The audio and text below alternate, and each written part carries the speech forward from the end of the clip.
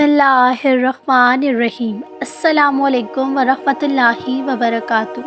नाज़रीन, आज की इस वीडियो में मैं रमज़ान सीरीज़ से रिलेटेड एक बहुत ही अच्छे मौजू पर बात करने जा रही हूँ। वो मौजू है रोज़ा इफ़्तार करवाने की फ़जीलत।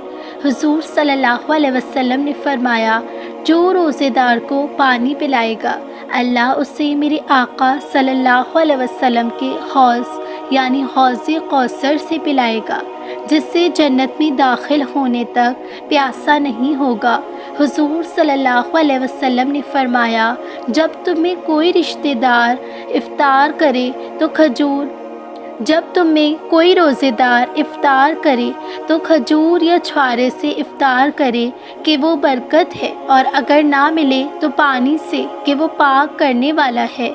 जिब्राइल अमीन सल्लल्लाहु अलैहि वसल्लम के अलामत हैं जो हलाल कमाई से रमज़ान में रोज़ा इफ़्तार करवाए। रमज़ान की तमाम रातों में फ़रिश्ते उस पर दुरूद भेजते हैं और शब क़दर में जिब्राइल अलैहिस्सलाम उससे मुसाफ़हा करते हैं, और जिससे जिब्राइल मुसाफ़हा कर लें उसकी आँखें अशबार हो जाती हैं और उसका दिल नर्म हो जाता है। जिसने हलाल खाने या पीने से पानी से किसी मुसलमान को रोज़ा इफ़्तार करवाया, फ़रिश्ते माह रमज़ान के वक्त में उसके लिए इस्तग़फ़ार करते हैं, और जिब्राइल अलैहिस्सलाम शब क़दर में उसके लिए इस्तग़फ़ार करते हैं। इफ़्तार दुआ तरीक़ा। या अल्लाह, तूने तो बग़ैर किसी सुतून यानी बेस के इतना बड़ा आसमान हमारे ऊपर रखा है जो कभी नहीं गिरता। बेशक यही तो शान है कि तू हर नामुमकिन को मुमकिन करने पर कादिर है, इसलिए तेरा नाम अल क़दीर है। तो चाहता है तो रात होती है, तू चाहता है तो दिन होता है। जो तू चाहे कि दिन को रात में बदल दे और रात दिन में बदल जाए तो मौला बस तू चाहे कि अमल भी पलक झपकते हो जाए। या अल्लाह, रमज़ान का महीना चल रहा है। या रब, बहुत बुरे हैं हमसे रमज़ान के महीने की कदर नहीं हो रही। देखते ही देखते अशरे रहमत हमसे जुदा हो रहा है। अब कुछ दिन में मग़फ़िरत भरे दिन भी चले जाएंगे। या अल्लाह, हम तो इतने सुस्त रहते हैं, फ़ोन पर अपना वक्त बर्बाद कर देते हैं। हमारे दिलों में रमज़ान की सच्ची मोहब्बत डाल दे। या अल्लाह, हमें रमज़ान में भी महरूम रहे अपनी दुआएं पूरी करवाने से, तो मालिक किस महीने में हम करवा सकेंगे अपनी दुआएं पूरी। रमज़ान तो मौला तमाम महीनों का सरदार है। ये तो माह गुफ़रान है, इसमें भी खाली हाथ लौटाए गए तो अफ़सोस हमारे नसीबों पर। या अल्लाह, हम तो बदतर हैं, लेकिन तू हर रहम या रब हमारी टूटी फूटी दुआओं को कबूल फरमा। या अल्लाह, तुझे तो सब खबर है हमारे हालात, किस दौर से हम गुज़र रहे हैं, किन तकलीफ़ों से हम गुज़र रहे हैं। तेरे सिवा कोई नहीं जो इन तकलीफ़ों और परेशानियों से हमें निजात दे। या मेरे अल्लाह, या मेरे मालिक, मेरे लिए आसानियाँ अता कर दे। इस दर्द भरी ज़िंदगी को खुशियों से चमचमा कर दे। बेशक तू चाहेगा तो पल भर में मेरा हाल बदल जाएगा। बस तेरी एक चाह की मोहताज है मेरी ज़िंदगी। कुन फ़यकुन या रब्बी, कुन फ़यकुन। या अल्लाह, मुझे पता है तूने हर काम के लिए वक्त मुकर्रर कर रखा है, हर चीज़ अपने वक्त पर ही होगी। लेकिन मौलाए करीम, तेरे ये बंदे तेरे बारे में सब्र और हालातों से घबरा जाने वाले हैं। या अल्लाह, सब्र नहीं आता, मुश्किलों को देखकर डर जाते हैं, फ्यूचर का सोच कर अंदर ही अंदर घुटते रहते हैं। या परवरदिगार, जल्द अज जल्द हमारे हक़ में फ़ैसले अता फरमा, अपनी शान के मुताबिक नवाज दे, हमारे आमाल के मुताबिक बिल्कुल भी नहीं। कौन है तेरे सिवा हमारा मददगार? या अव्वलो या आखिरो, तू ही तो है, तू ही तो है, तू ही रहेगा। हमें तो एक उम्र ख़ताओं में गुनाहों में गुजार दी, हमें माफ़ कर दे और अपनी रहमत से हमारी बुरी किस्मत को अच्छी किस्मत में बदल दे, हमें वहाँ से अता कर। یا مسبب الاسباب، جہاں سے ہمیں گمان بھی نہ ہو، بے شک تو چاہتا ہے تو وہ کام بھی ہو جاتے ہیں جو کبھی ہو ہی نہیں سکتے۔ ہماری اندھیری سی زندگی میں صرف تو ہی ایک امید کی روشنی ہے۔ یا رب رحم فرما، ان خالی جھولیوں کو خوشیوں سے بھر دے، وہ کر دے جس سے دل کو سکون ملے، روح کو راحت ملے۔ ہم نے دیکھا ہے مولا راتوں کو میرا تڑپنا، تو نے دیکھا ہے مولا راتوں کو میرا تڑپنا، تو نے دیکھا ہے مولا ہنستے ہنستے میرا رو دینا، تو نے دیکھا ہے مولا میرا دعاؤں میں تڑپ تڑپ کر رونا۔ یا اللہ میری زندگی، میری ساری خوشیاں صرف ایک نظر کی منتظر ہے، بس تو کہہ دے گا کن فیکن اور میری زندگی کو مل جائیں گی ہر طریقے سے سکون۔ کرم فرما مولا، کرم کی گھڑی میری زندگی ہاتھ کھڑی ہے، رحم کر دے مالک، تیرے سوا کوئی نہیں جو مجھے ڈوبتے کو بچائے۔ بسم اللہ الرحمن الرحیم۔ السلام علیکم ورحمۃ اللہ وبرکاتہ۔ دعا کی توفیق ملنا ہی اس کی قبولیت کی سب سے بڑی نشانی ہوتی ہے۔ اگر اللہ پاک نے آپ کو وہ چیز عطا نہ کرنی ہوتی تو وہ اب تک آپ کا دل بدل دیتا اور دعا میں آپ کچھ اور مانگ رہے ہوتے۔ اللہ پاک نے قرآن پاک میں فرمایا ہے، جسے اس کا بندہ اس سے گمان رکھے گا ویسا ہی اللہ اس کے ساتھ معاملہ کرے گا۔ اب اگر آپ خود یہ کہہ دیں کہ اللہ نہیں سن رہا اور میری دعا قبول نہیں ہوگی، تو پھر آپ کی دعا قبول کیسے ہوگی، معجزوں تک کیسے جا پائے گی؟ حضرت موسیٰ علیہ السلام کے سامنے بھی تو کوئی راستہ نہیں تھا نا، لیکن ان کا یقین راستے پر نہیں تھا، منانے والے پر تھا۔ پھر اللہ نے ان کے لیے بیچ سمندر سے راستہ بنا دیا تھا۔ تو آپ کیوں بھول جاتے ہیں کہ حضرت موسیٰ علیہ السلام اور آپ کا اللہ ایک ہی ہے جو ان کے لیے معجزہ کر سکتا ہے؟ کیا وہ آپ کو اکیلا چھوڑ دے گا؟ اس نے تو کہا ہے نا، مجھ سے مانگو میں عطا کروں گا۔ اس کے بعد بھی کس چیز کا شک تمہیں مبتلا کر دیتا ہے؟ جہاں یقین ہوتا ہے وہاں حالات چاہے جیسے بھی ہوں، ناممکن ہی کیوں نہ لگ رہے ہوں، اللہ آپ کا یقین دے کر آپ کو عطا کر دیتا ہے۔ مشکل اور ناممکن آپ کی نظر میں ہوگا، لیکن اللہ کے لیے تو کچھ بھی ناممکن نہیں ہے نا، پھر کیوں آپ لوگ مایوس ہو جاتے ہو؟ اگر آپ سب چیزیں آپ کی دعا کے مخالف ہو رہا ہو تو ایسا بھی تو ہو سکتا ہے نا کہ اللہ پاک کو آپ کی آواز پسند ہو، آپ کا بار بار اللہ سے رجوع کرنا اللہ کو پیارا لگتا ہو، اس لیے اللہ آپ کی دعا کی قبولیت کو وقت بڑھا دیا ہو تاکہ اس کا بندہ اس سے تھوڑی دیر اور باتیں کر لے۔ جو مانگ رہے ہو اس سے سب مخالف ہونے کا مطلب یہ نہیں ہوتا کہ آپ کی دعا قبول نہیں ہوگی۔ اللہ نے تو انکار نہیں کیا نا، آپ ہو جو تھوڑی دیر تاخیر سے گھبرا جاتے ہو۔ تاخیر میں ہمیشہ اللہ کی خیر چھپی ہوتی ہے۔ ہو سکتا ہے آج جو آپ دعا میں مانگ رہے ہو، اگر وہ آج ہی آپ کو مل جائے تو وہ زیادہ وقت کے لیے آپ کے ساتھ نہیں چل پائے، یا پھر آپ کے مستقبل کے لیے وہ آج ٹھیک نہ ہو، لیکن جب وہی چیز اللہ مقرر کر دے وقت پر آپ کو ملے گا، تب وہ آپ کے ساتھ تاعمر رہے گا اور آپ کے لیے خیر لے کر آئے گا۔ اللہ کا پلان آپ کے سوچے ہوئے پلان سے بہت بہترین ہوگا اور اللہ کا مقرر کیا ہوا وقت آپ کے سوچے گئے وقت سے بہتر ہوگا۔ وسوسوں میں دعا کرنا نہ چھوڑ دینا۔ معجزے صبر کی آخری حد پر ہی ہوتے ہیں۔ توفیق دعا کی توفیق کسے دینا ہے، اس کا فیصلہ اللہ ہی کرتا ہے۔ کس لا حاصل دعا کو تمہارے لیے حاصل اور ناممکن معجزوں کو تمہارے لیے ممکن کرنا ہے، اس کا فیصلہ بھی اللہ ہی نے کرنا ہے۔ لیکن دعاؤں میں کیا مانگنا ہے، کس ناممکن دعا کو ممکن کروانا ہے، اس کا اختیار اللہ نے تمہیں دیا ہے، کیونکہ تمہیں ملتا وہی ہے جس کے لیے تم دعا کرتے ہو، اور آخر میں تمہاری دعائیں ہی تمہارا مقدر بنا دیتی ہیں۔ دعا کے لیے ہاتھ اٹھانا اس بات کا ثبوت ہے کہ اللہ وہ تمہارے نصیب میں لکھے گا، لیکن اس دعا کی قبولیت تک پہنچنے کے لیے تم کو آزمائشوں سے اور صبر سے گزرنا پڑے گا۔ جب اللہ ایک راستہ بند کرتا ہے نا، تب کئی راستے کھول دیتا ہے جو تمہیں نظر نہیں آتے۔ اس راستے میں آزمائشیں بھی آتی ہیں اور تاخیر بھی ہوتی ہے، مگر اللہ تمہارے ساتھ ہوتا ہے۔ تمہیں لگتا ہے کہ تمہاری دعاؤں کا جواب اللہ نہیں دے رہا، اصل میں تو انہی راستوں سے تمہیں تمہارے معجزوں تک لے کر جاتا ہے۔ اللہ بس تمہارا یقین دیکھتا ہے، جتنا پختہ یقین تم رکھو گے اس پہ، اتنا ہی پیارا معجزہ تمہاری نصیب بھی لکھ دیا جائے گا۔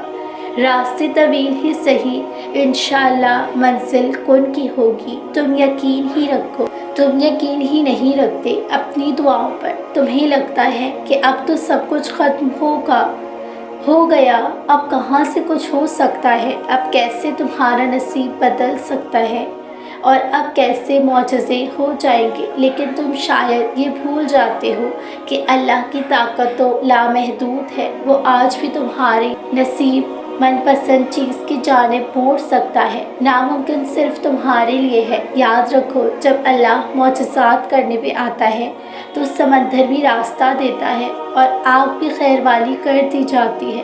اس سے بن مانگے نوازنے والی ذات کے لیے کیا مشکل ہے تمہارا مانگی ہوئی چیز عطا کرنا۔ یقین کرو اللہ کے پیارے بندے، وہ بھولتا کچھ نہیں ہے۔ کرے گا دعا قبول، بدل دے گا تمہارا نصیب۔ جب تم ناممکن کا سوچ سکتے ہو تو پھر ممکن کا کیوں نہیں سوچتے؟ جب تم لا حاصل کے لیے دعا کر سکتے ہو تو حاصل کا یقین کیوں نہیں ہے تمہیں؟ آج بھی تو کوئی راستہ نظر نہیں آ رہا نا، لیکن تمہارا توکل اللہ پر اتنا مضبوط ہے کہ وہ راستہ بنائے گا۔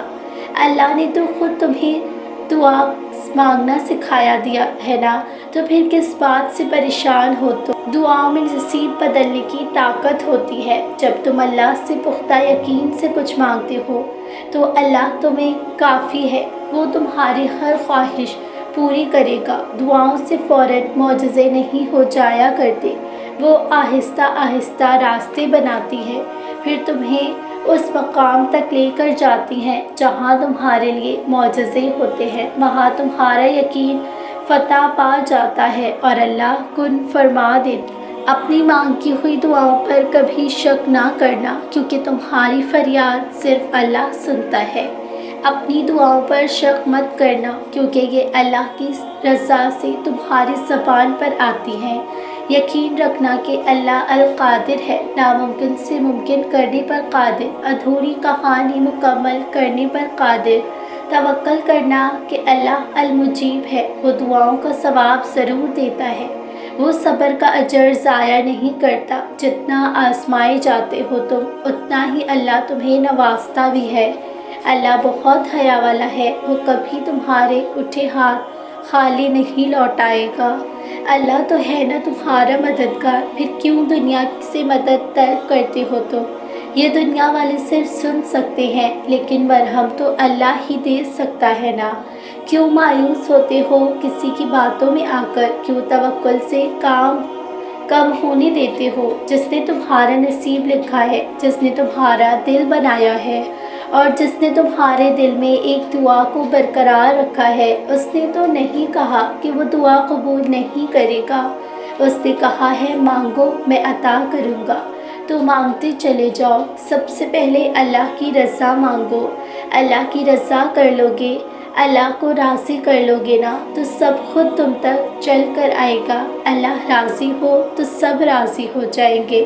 تم پوچھتے ہو دعائیں کب قبول ہوں گی، کب معجزوں کا وقت آئے گا اور کب تمہاری منزل ملے گی۔ خوبصورت کہانیوں کے مکمل ہونے کے لیے صبر بھی تو بے شمار کرنا پڑتا ہے نا۔ اب تم کہو گے کتنا صبر؟ تو یہ بتاؤ کہ کیا حضرت ایوب علیہ السلام کو صبر نہیں کرنا پڑا تھا؟ اپنے بیٹے حضرت یوسف علیہ السلام کے ملنے کے لیے کیا یونس علیہ السلام کو صبر کرنا نہیں پڑا تھا؟ کیا اللہ دعا قبول کرے اور اس کے لیے آسانی ہو، انہیں بھی صبر کیا، توکل رکھا؟ لیکن کبھی اللہ سے شکایت نہیں کی، کیونکہ وہ جانتے تھے اللہ سن رہا ہے۔ وہ وقت ضرور لگ آئے گا جب ان کی دعا قبول ہوگی۔ کیا ہوا؟ بسم اللہ الرحمن الرحیم۔ السلام علیکم ورحمۃ اللہ وبرکاتہ۔ تراویح چھوڑنا کیسا ہے؟ تراویح کی نماز قیام اللیل ہے، یعنی رات کی عبادت۔ یہ نماز تہجد جیسی ہی رات کی عبادت ہے، لیکن یہ خاص اسی لیے ہے کہ تہجد پورے سال رات میں پڑھ سکتے ہیں، لیکن تراویح صرف رمضان کے مہینے میں پڑھی جاتی ہے۔ ہمارے نبی صلی اللہ علیہ وسلم نے 3 دن کی تراویح ترک کی تھی، یعنی چھوڑی تھی، تاکہ امت سے فرض یا فریضے جیسا نہ سمجھ لیں۔ تراویح فرض نہیں ہے، لیکن یہ سنت ہے۔ نبی صلی اللہ علیہ وسلم پورے مہینے تراویح ادا کرتے تھے۔ آپ کے بعد آپ کی اس سنت کو حضرت عمر خطاب رضی اللہ تعالیٰ عنہ نے زندہ رکھا اور اپنی اس سنت کو قائم رکھا، اور آپ باجماعت تراویح ادا کرتے۔ تراویح کی نماز حضرت عمر رضی اللہ تعالیٰ عنہ نے زندہ رکھی اور اپنی اس سنت کو قائم رکھا، اور آپ باجماعت تراویح ادا کرتے تھے۔ تراویح کی نماز حضرت عمر نے قائم رکھی، آپ سے کسی نے کوئی دلیل نہیں مانگی تھی، کیونکہ آپ نے ادا کی، مطلب وہ نبی صلی اللہ علیہ وسلم نے ثابت کی ہے۔ آپ کے بعد سب نے اس سنت کو زندہ کیا۔ آج تراویح پوری امت کے زیادہ تر حصہ الحمدللہ جماعت سے ادا کر رہا ہے۔ جب حضرت عمر خطاب رضی اللہ تعالیٰ عنہ نے دیکھا کہ لوگ جماعت کے ساتھ تراویح ادا کر رہے ہیں، آپ نے فرمایا، نعمتی بدعت الحاذہ، یعنی یہ کتنی بڑی بدعت ہے۔ یاد رہے، بدعت 2 قسم کی ہوتی ہے۔ نمبر 1 بدعت حسنہ، گڈ انوویشن۔ نمبر 2 بدعت سیاہ، بیڈ انوویشن۔ تراویح صحابہ کرام سے ثابت ہے، یعنی بدعت حسنہ ہے۔ تراویح کی نماز سنت موقدہ باجماعت ادا کی جا سکتی ہے۔ نبی پاک صلی اللہ علیہ وسلم نے فرمایا فَإِنَّهُ، آپ صلی اللہ علیہ وسلم نے فرمایا، تراویح کی نماز سنت موقدہ ہے جو ادا کرنی ہے۔ نبی صلی اللہ علیہ وسلم نے فرمایا،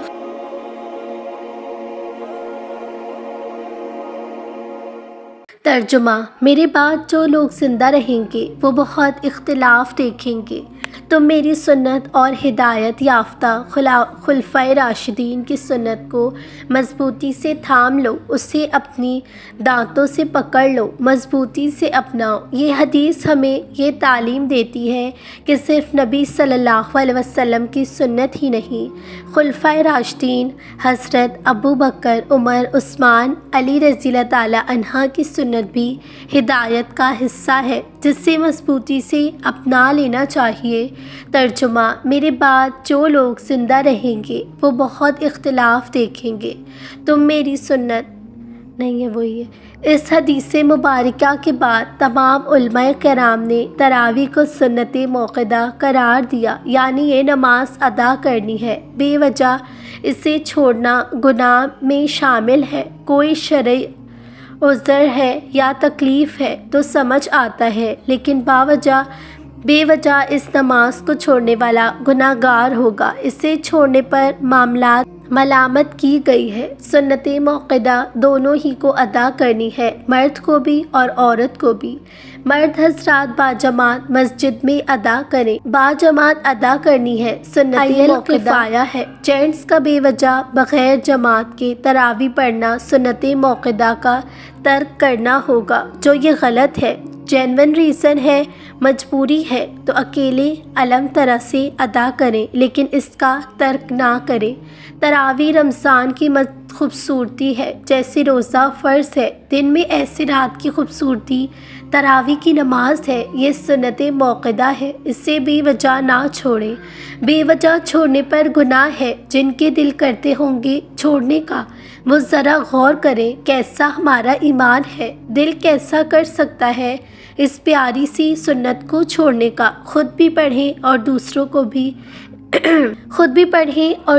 کو بھی اس کے لیے موٹیویٹ کریں، نہ کہ جس کا ارادہ ہے اسے پڑھنے کا کوئی کمنٹ سے وہ اپنا دل بدل دے نہ پڑھنے کے لیے، یاد رہے شیطان ہمارا کھلا دشمن ہے۔ اللہم بلغنا رمضان، اللہ کریم عافیت کے ساتھ رمضان تک پہنچائے، آمین ثم آمین۔ 6 غلطیاں جو رمضان میں اوائڈ کرنی چاہیے۔ نمبر 1، پورا دن سونا۔ رمضان عبادت کا مہینہ ہے، صرف سونے کا نہیں۔ نمبر 2، گندی زبان استعمال کرنا۔ اچھے الفاظ اور میٹھی بولی سے اپنے روزے کو نور بڑھاؤ۔ نمبر 3، موویز اور پاکستانی ڈراماز دیکھنا۔ یہ وقت انٹرٹینمنٹ کا نہیں، اپنی روح کو سدھارنے کا وقت۔ نمبر 4، نماز نہ پڑھنا۔ صرف روزہ بھوک اور پیاس کا نام نہیں، نماز بھی ضروری ہے۔ نمبر 5، غصہ کرنا۔ رمضان صبر اور شکر کا مہینہ ہے، نفرت کا نہیں۔ نمبر 6، میوزک سننا۔ دل کو سکون قرآن اور ذکر سے ملے گا، نہ کہ میوزک سے۔ 8، اگر یہ غلطیاں اوائڈ کر لی تو رمضان کا اصل مقصد حاصل ہوگا۔ اس میسج کو اپنے دوستوں تک ضرور پہنچائیے۔ میرے چینل کو سبسکرائب کیجیے، اس ویڈیو کو لائک کیجیے، شیئر کیجیے۔ انشاءاللہ دوبارہ آؤں گی ایک نئی رمضان سیریز کی ویڈیو لے کر۔ جزاک اللہ خیراً۔